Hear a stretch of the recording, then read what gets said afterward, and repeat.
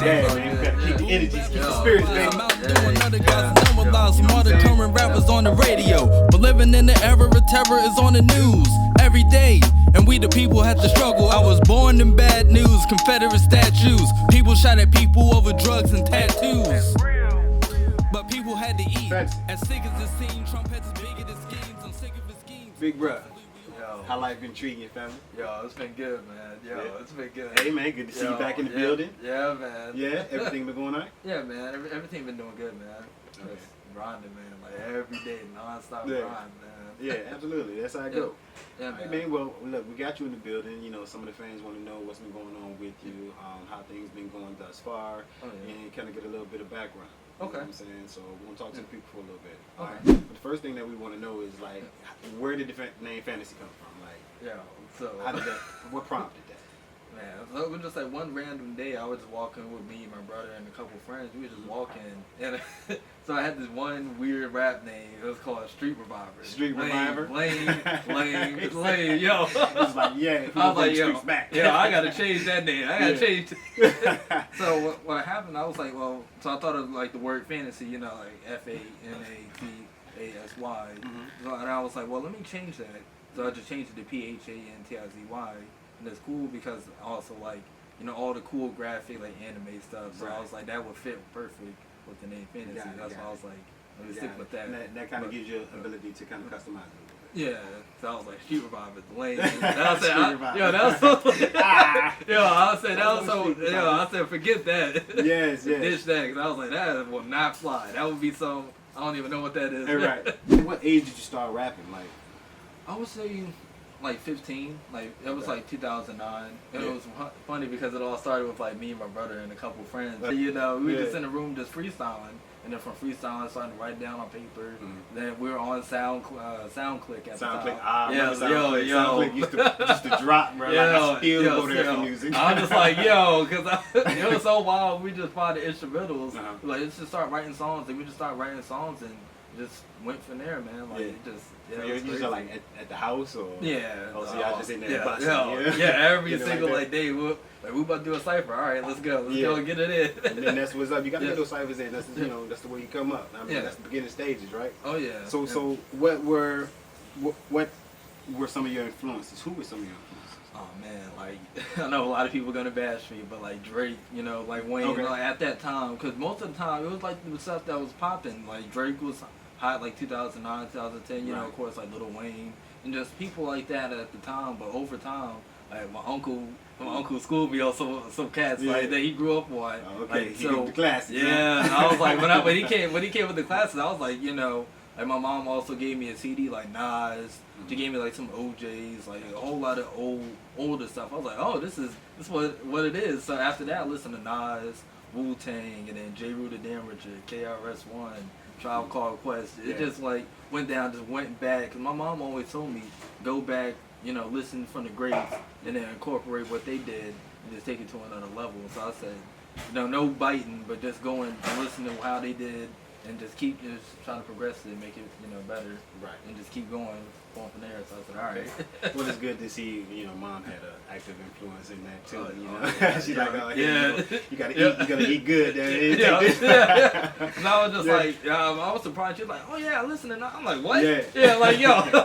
She already knew what it was. Yeah, That's that what's up. surprised me. That's what's up. That was a whole other conversation. Yeah, that's what's up. Well, tell me about Yeah. the new project. I mean, you just had a project drop here. Yeah. Was it in June? Yeah, Right. back in June, like June 10th. June 10th. Yeah. Okay. So talk to me about that. Like, what prompted this project and what direction did you see it going? Oh, so after I came out of the army, like for all my people, that knew that I was actually in active duty army. So Okay, nice. I'm ex-military too. Oh, Yeah, yo, here we go. Yeah, Yeah, you already man. know. Yo, Okay. let's get it, man. Yeah. So when I was coming home, I was like, I thought of an idea. Like the whole time while I was there, I thought of an idea going back into the classics. So Culture Shock, just throwing it back, going back to that vintage sound. Right. That's what the first song I did when I came here, vintage. Going right Vintage, back, okay, yo. okay. That's So what, that was the first milestone. yeah. That's why I was just because I was in this space of just so much like being creative, like even going back listening to the greats like Rakim, like just certain ways they would rhyme. I was like, this is crazy. So like the first project I want to do is just an ode to who inspired me and what classics. That's why the whole message of Culture Shock is about giving back to the classics. Okay, I can respect that. That's dope, bro. Yeah. But what's your favorite track on it? Yo, so many, you told us the influence. Like each one had like a different story. Like the Great Admission, man. Like when I first heard the beat, like J. Rue the Damager, I already knew like that's what I want. Like right there, like taking it back, and then digging in the crates. That was that boom bap, like that boom bap vintage sound. That think again, you help your think again. That that whole, for the people who don't know that story. That was crazy because when I heard the beat, I was like, okay, cool. Then when we came in here, like recorded it, I was like, dang, like you said, like there was something missing. You were like, I got sneak attack. Right. I was like, man, I was digging in the crates too. You know what I'm saying? Man. That's what's up. Like real hip hop, just taking it back to the real hip hop. Say No More was just some crazy relationship problems. Oh, okay. The girls got you on that. Man. This like these couple years, man, like it's been some wild stuff. Yeah. And then Mass Appeal was kind of like just bringing everything together from back to the childhood and then the present day. Like it's just a whole about where I'm at and where I see myself in the future. That song. When I heard that beat, I was like, man, I kept replaying it back and just thinking of so many things, but. Like, I hate to say it, but like every single song is like my favorite. I hate to be that guy. But every single song is like. So it sounds like you really put a lot of thought, a lot of time into getting that sound and creating that direction for it. Yeah.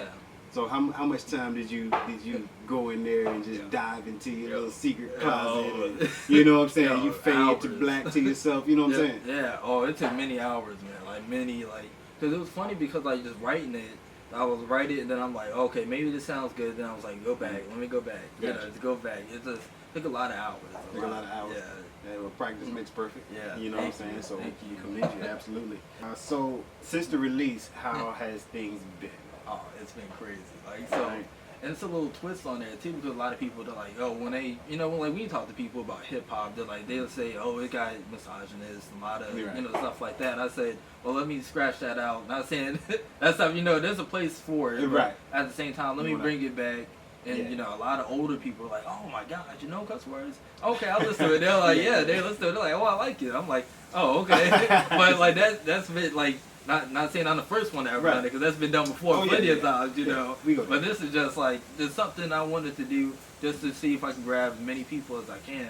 A lot of older people, especially at the 40s and 50s. Yeah. Oh yeah, I like this, I'm like, weird. And it's funny because when I listen to it and I know that there aren't any cuss words in it, but I don't pay attention to that, because in the absence of the cuss words, it kind of gives you that light, that feel of a joy of, you know what I'm saying, not degraded. Yeah. Oh yeah. You know what I'm saying? Even for you as an artist, there are times where you may feel that way. You may feel like you're degraded because you have to use curse words, or you're judged because you can't write raps without curse words. But here you are. You just did a whole project. Yeah.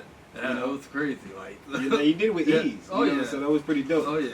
It's like a lot of people, they're like, because those cuss words, those are filler words, so they can fill in a lot of gaps. Like, you know what I'm saying? A lot of gaps. But then now it's like, okay, now you can't you gotta take those out. Now I'm like, okay, but I gotta fit in there. Right. But like, it's weird. Like it's like I've been doing it for a while, so it's easy now. Like at the beginning, I was like, okay, you can't say this because like it's so easy to say. Okay. But now it's just like, okay, now I know what to do now. But this comes with ease and practice. Absolutely. Oh yeah. When it comes down to people becoming more famous, more known than they previously were. Also with that comes the attention, the flattery, the groupies. You know what I'm saying? Talk to us. Okay. Talk to us about the groupies. I know you got some groupies. You know what I'm saying? Where the hoes at? Come on now. Yo, here we go. You ain't get no. Oh none of that. So every time like something like that happens, like she's not a groupie, but she's one of my best friends. Oh, that's dope. So we were in basic training together, and like at the time, like I was kind of like the outcast, but at the same time, she was like, oh, like we became friends during then, and then now it's like, oh, I'm your biggest fan, cause like that she was like music. She is like one of my biggest friends. This sound like The Rock right there, like ride with you. Hell yeah. Oh yeah. So that's why every time I'm like Let's go. That's what's up, though. But yeah, That's what's up. No groupie stories. All right, so, well, where are you headed now? Like, what direction do you want to go now? What's your next moves?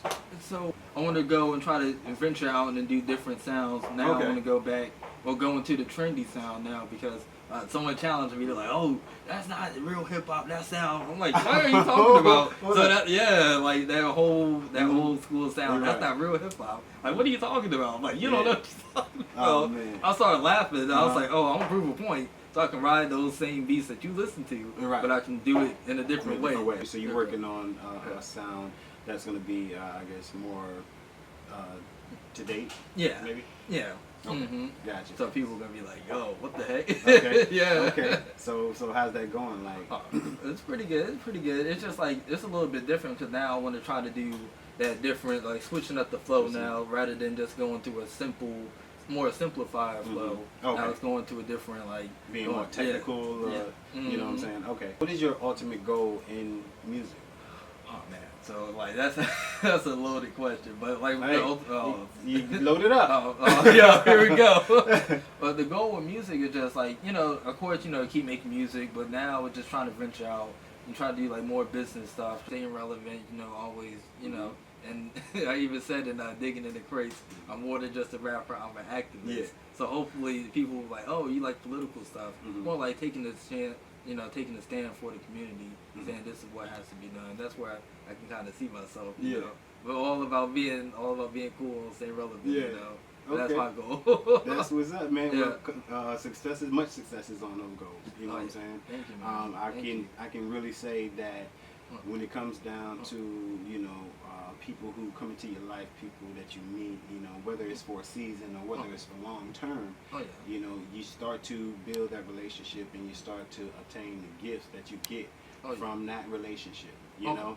And I can honestly say it's been a complete honor working with you, on that project and so far the second project, and I'm looking forward to finishing that one and moving on to the next, you know, because I know so far my energy, my time and my energy invested in you has been reciprocated, you know, because I always get the utmost respect. I always get the good person, in you versus any flaws or mistakes. You know what I'm saying? Because that's what people tend to see. You know?